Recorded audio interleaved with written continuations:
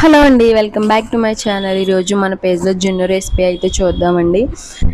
ఇది జున్ను పౌడర్ మనకి ఎక్కడైనా అవైలబుల్ ఉంటుందండి. గ్రాసరీస్ దొరికే చోట ఎక్కడైనా దొరికేస్తుంది. మనం ఎలా అయితే దీన్ని ప్రిపేర్ చేసుకోవాలో కూడా క్లియర్గా అయితే మెన్షన్ చేశాడు. అలాగే నేను దీంట్లో సరిపడినంత బెల్లం, ఇలాచి, మిరియాలు తీసుకున్నాను.